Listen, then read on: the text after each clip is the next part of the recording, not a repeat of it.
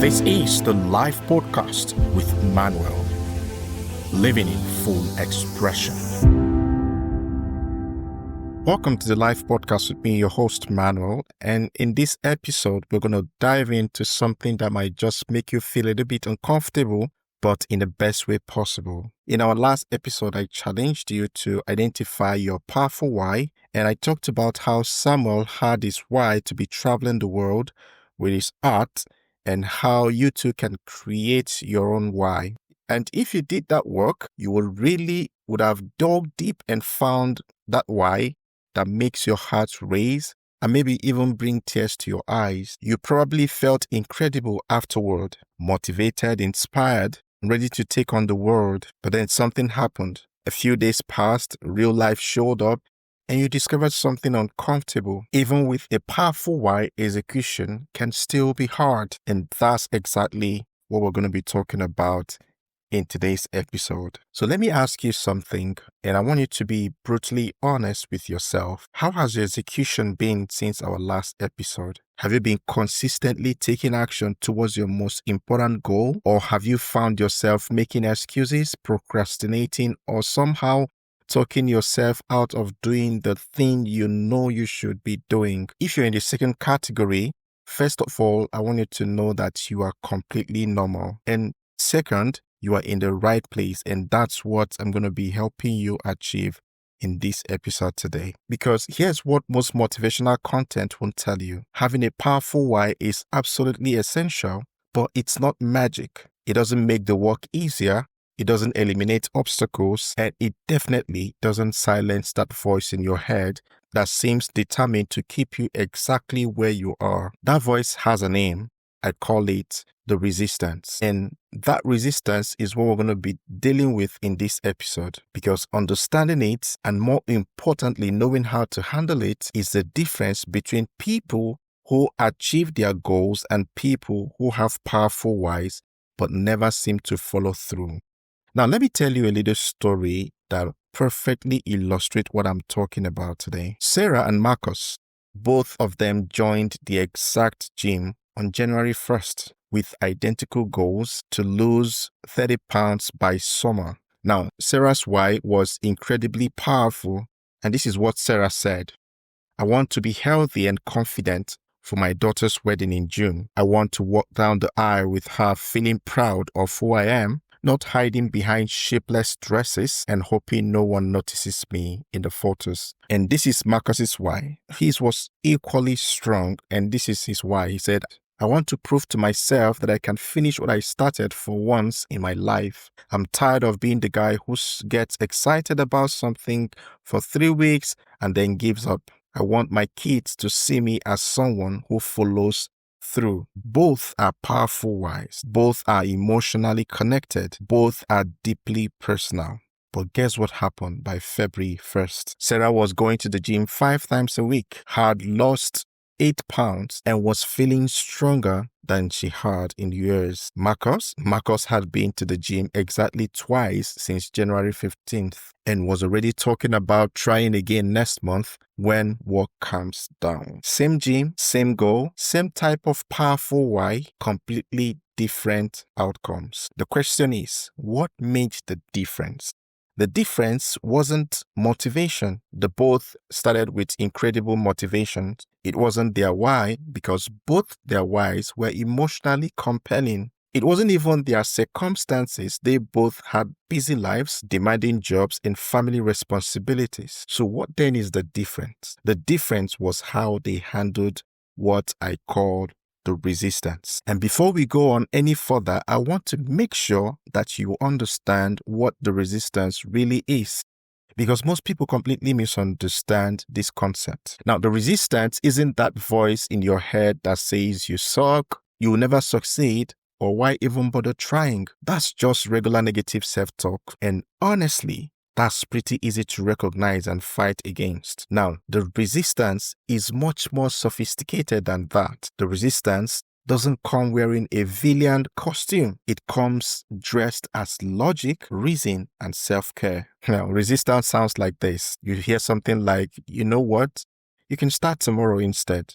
Today's just not ideal. Or you can hear something like, You don't really have enough time to do this probably today.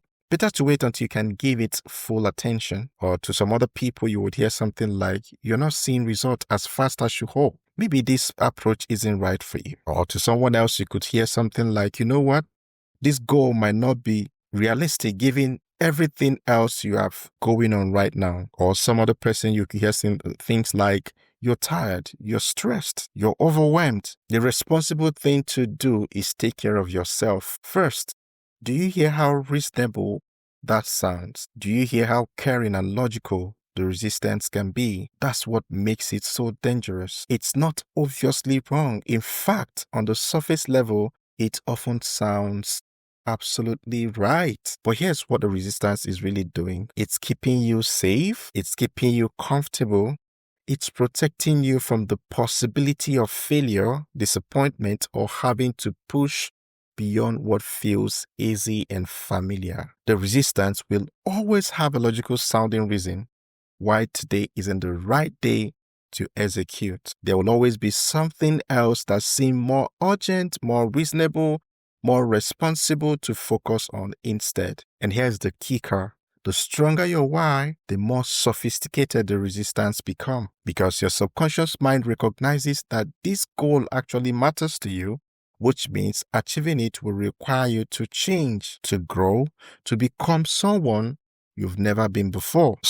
And change, even positive ones, feels dangerous to the part of your brain that's designed to keep you alive and safe. So what was Sarah's secret? What did Sarah do differently than Marcus? Here's Sarah's secret weapon. Sarah expected this resistance that they would show up. Most people are caught off guard when the resistance show up.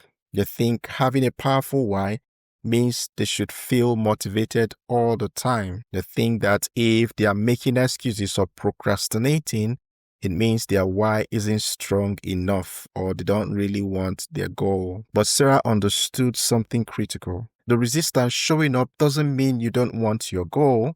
It simply means your goal is important enough that achieving it will change you, and your brain is trying to protect you from that change, maybe because of some neural patterns from your past experiences. So, sometimes you may have had some experiences where you have failed in some things and that pattern has been created and your brain begins to remind you of those patterns. So every Sunday evening, this is what Sarah does. Sarah will sit down with a notebook and do what she calls her resistance report. She will write down every excuse, every obstacle, every logical reason her mind might create during the upcoming week to avoid going to the gym. Things like, I'm too tired after work, I don't have childcare lined up, it's raining, and I don't want to drive in bad weather. I ate badly today, so what's the point of working out? I have too much work to catch up on. I'm getting a cold, and I should rest instead. So these are familiar things that Sarah pointed out. Then, this is the critical point. After writing down all this resistance, and she wrote down her pre-planned response to each one of them. For I am too tired after work, she wrote, I commit to being healthy for my daughter's wedding. Tired is temporary. Regret is forever. And I'm going to the gym for 20 minutes, even if I just walk on a treadmill at a slow pace. And for I ate badly today, she wrote, one bad eating choice doesn't cancel out the benefit of exercise. If anything, this is when I need the gym most to reset my mindset and get back on track. And for I'm getting a cold, she wrote, light exercise gradually boosts my immune system. I will go and do some gentle stretching and walking. If I feel worse, I will leave early, but I will still show up. Do you see what she did? She turned execution from a daily decision into a pre-made choice. So when Wednesday evening rolled around and her brain whispers, you are too tired for the gym today, Sarah didn't have to use willpower to argue with that voice. She didn't have to motivate herself in the moment. She just pulled out her pre-written response and followed her own instruction. But Marcus, on the other hand, tried to make the decision fresh every single day. And every single day, the resistance had new arguments, new logic, new reasons why today wasn't the right day. So when you're making your decision in the moment, the resistance has the advantage because it sounds so reasonable and you're tired and you just want to take the path of least resistance. But when you make the decision ahead of time, when you anticipate the resistance and prepare your responses, you take away its power. Now, I want to share with you one of the most powerful concepts I've ever learned about execution. I call it the 1% execution rule. And here is the rule. You don't need to be perfect. You don't need to execute at 100% every single day.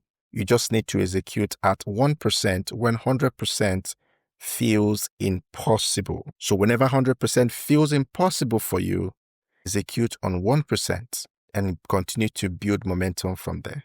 And let me explain what this means. For example, you can't write for an hour. Why not write one paragraph? You can't do a full 45 minutes workout. Just do 10 push-ups. You can't make 20 sales calls. Make one. Can't work on your business for 3 hours. Work for at least 10 minutes. You can't read for 30 minutes. Read one page. The goal isn't perfect execution. The goal is unbroken execution. Because here's what happens when you follow the 1% rule. That tiny effort on your worst day builds what I call the execution muscle. It keeps the momentum alive. Most importantly, it proves to your subconscious mind that you are someone who follows through no matter what. So think about it this way. What's the difference between someone who works out for 10 minutes and someone who doesn't work out at all? Physically, there's not much difference. 10 minutes of exercise isn't going to transform your body overnight, but psychologically, it's the difference between being someone who exercises and someone who doesn't.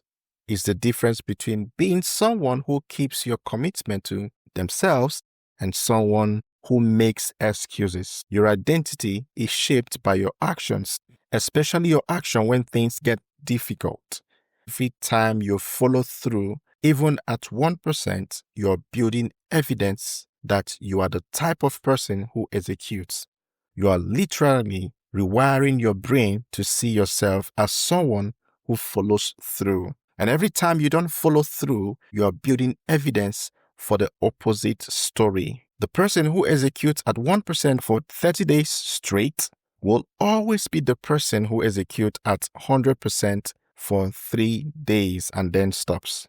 Because consistency beats intensity every single time.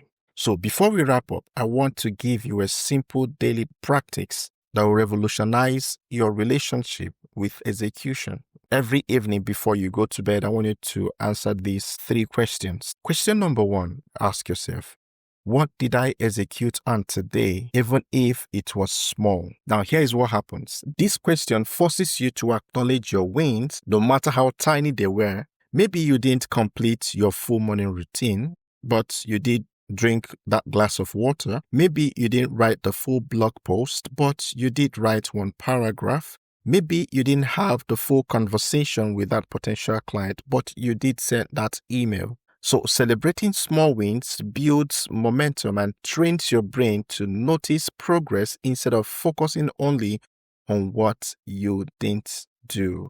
And here's question number 2. What resistance showed up and how did I handle it? Now, this is what this question is going to help you to do. This question is going to help you to become aware of the resistance pattern so you can prepare for them tomorrow, the next day, the day after. Maybe you notice that you always want to skip your evening routine when you have a stressful day at work. Maybe you realize that you tend to make excuses on Wednesdays because that's your longest work day. The patterns, you can plan for them. The third question is, what's my 1% action for tomorrow if everything goes wrong? And this is what this question is going to help you to do. This question is your insurance policy. It's your pre-planned response to the resistance. Tomorrow might bring unexpected challenges. You might feel tired or overwhelmed. You might have legitimate obstacles that might come up. But if you have already decided on your 1% action, which is the absolute minimum you're committed to doing no matter what, then you don't have to rely on motivation or willpower in the moment. So these 3 questions take less than 5 minutes to answer, but they create a feedback loop that strengthens your execution muscle every single day. Here's what I want you to do over the next 24 hours. First, I want you to identify the biggest resistance you've encountered since our last episode or since the beginning of this month. What excuses has your mind been making? What logical reasons has it been giving you to avoid taking action on your most important goal?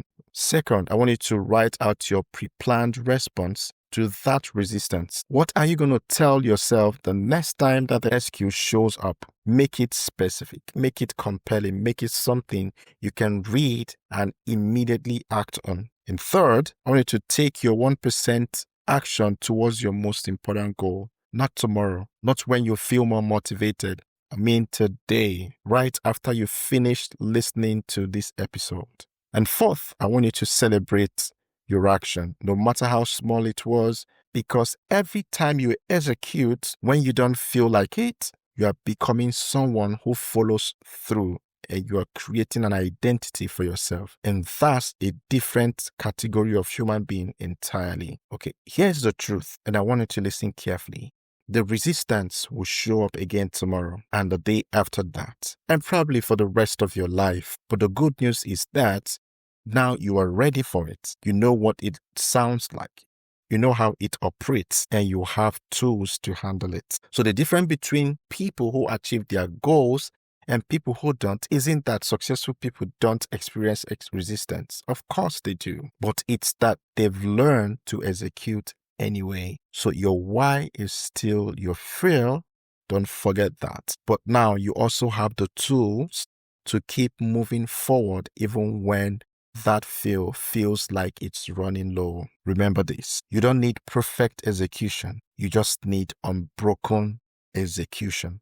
1% is definitely better than 0%. And every time you follow through when you don't feel like it, you are building the identity of someone who lives in full expression. So your month execution continues tomorrow, right after this episode. The resistance will be there, but so will you. And to your unstoppable execution until our next episode, always remember to keep living in full expression.